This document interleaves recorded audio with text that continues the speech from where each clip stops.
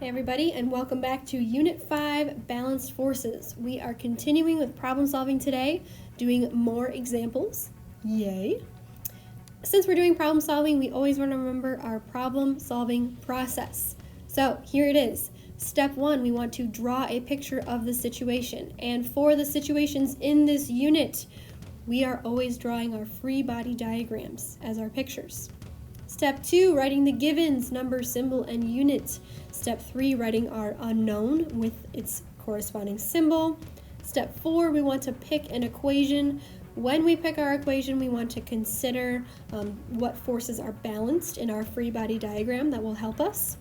Step 5, we rearrange that equation if necessary. Step 6, we check our units. And step 7, we solve the equation for the unknown. So we're going to continue to use this process as we are doing our examples today.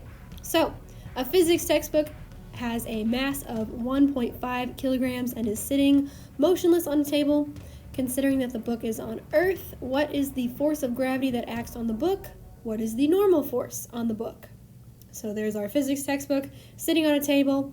As we go to draw our free body diagram, the book is our object in question. So what forces are acting on the book? Well, the book is on Earth.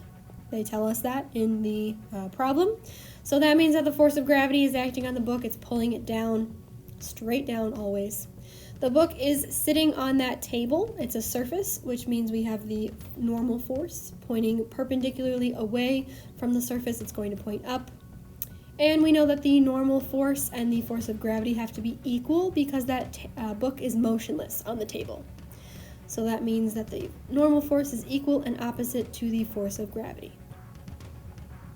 Moving on to step 2, identifying the givens. What are we given in the problem? The first thing that we're told is that the book has a mass of 1.5 kilograms.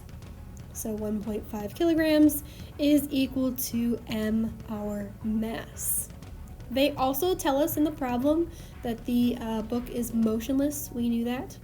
And then they say that the book is on Earth, so that our acceleration due to gravity is 9.81 meters per second squared. That's little g, that's the acceleration due to gravity. So step 3, what are they asking us to find? It says what is the force of gravity that acts on the book, and then what is the normal force on the book. So first we're going to find the force of gravity. It's the first thing that they asked us. What's the force of gravity? And then we will go back and find what the normal force is. So that's our second thing. So moving on to step 4.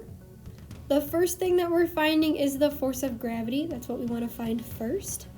We know that there is an equation for the force of gravity, but since the force of gravity is equal to the normal force, we know that those things will be equal, and that will help us find the normal force. Our equation to find the force of gravity is Fg is equal to m times g, the mass of our object times the acceleration due to gravity. And then, like I said, our normal force is equal and opposite to the force of gravity, so we'll use that.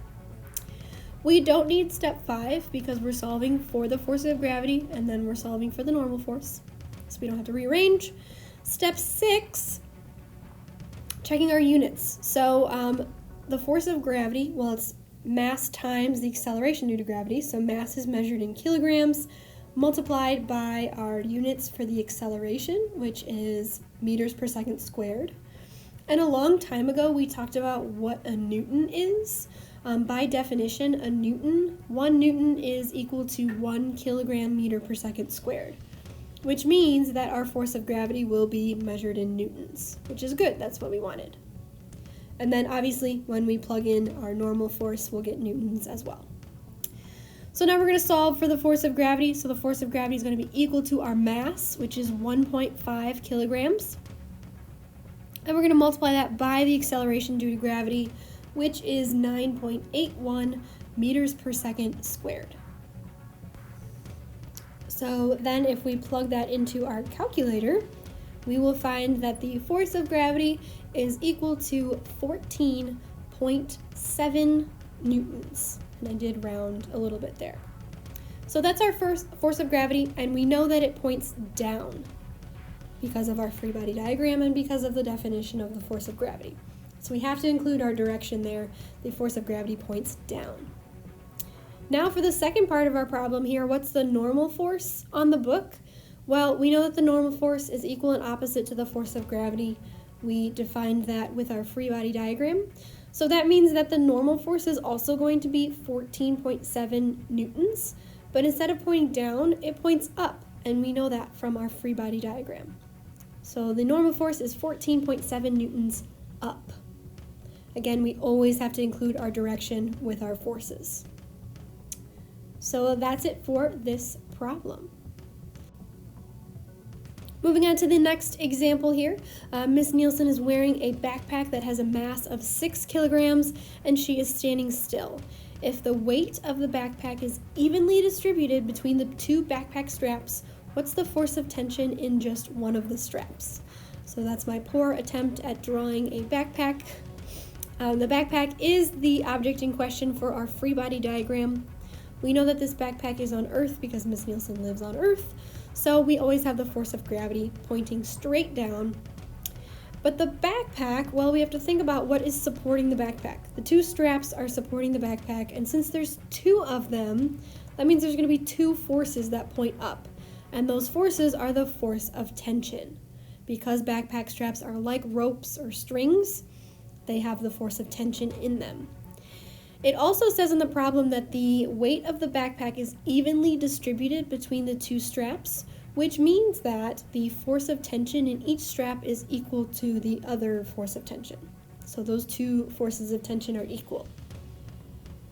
Since Ms. Nielsen's standing still, all the forces have to be balanced, which means that each backpack strap, each force of tension, has to be equal and opposite to the force of gravity. So those two tension forces together oppose gravity. So we're going to say 2Ft is equal to the force of gravity, because everything up has to equal everything down. So moving on to step 2, identifying our givens. So they tell us in the problem that the backpack has a mass of 6 kilograms. So 6 kilograms is going to be equal to m, our mass. And that's pretty much the only thing that we know in this problem. However, we do know since the backpack's on Earth, our acceleration due to gravity, g, is going to be equal to 9.81 meters per second squared. So that's another thing that we always know when we're working on Earth. Step 3, what's our unknown? We want to know what the force of tension is in just one of the straps. So we're looking for Ft. We don't want to look for both tensions together, we want to look for one tension, so just Ft. So moving on to step 4, identifying our equation. Which equation are we going to use? Well, if we take a look at this relationship between the force of tension and the force of gravity, we know that they are very similarly related, so we want to first find the force of gravity. It's always a good rule of thumb to find the force of gravity in a problem like these, because it's just good information to know. So we know the force of gravity is equal to m times g. We will not have to rearrange that equation because we want to find the force of gravity. And then checking our units again, Fg, what's the unit for Fg? It's going to be equal to the unit of mass, which is kilograms, multiplied by the unit of g, our acceleration due to gravity, which that unit is meters per second squared. Like we said in the last problem, the multiplication of kilograms times meter per second squared is a newton. So that means our force of gravity will be measured in newtons. That will be its unit, which is good. That's what we wanted. So that checks out. Finally, we're going to solve this problem. So step 7, we're going to first find the force of gravity and then work from that to find the tension. So we're going to plug in our mass, which is 6 kilograms, and we're going to multiply it by the acceleration due to gravity, which is 9.81 meters per second squared. So if we plug that into our calculator, we will find that the force of gravity is equal to 58.9, roughly, newtons. I rounded a little bit there. 58.9 newtons. So that's what the force of gravity is, but the force of tension is what we're looking for. So both tensions added together is equal to the force of gravity, which means each strap is responsible for supporting 1/2 of the force of gravity. So that means that the force of tension is just going to be half of the force of gravity, because we just want to know what's the force of tension in one of the straps. So we're going to divide our force of gravity divided by 2. So that's going to be 29.45 newtons. And that force points up. So don't forget to write that down. I forgot to write that down here. But the force of tension points up because the force of gravity points down. So that's our force of tension. Our last example, Mr. Willauer is pushing a wooden box with a mass of 30 kilograms across a rough surface. The coefficient of friction between the box and the floor is 0.67. What's the normal force on the box, and what's the force of friction on the box? So there's my visual representation. Mr. Willauer is pushing that box to the right across a rough surface. So first step, we are going to draw our free body diagram. The box is the thing in question, so our box will represent our box in the free body diagram. This box is on Earth. They would have told us otherwise. So we have the force of gravity that points down, always, always, always, force of gravity.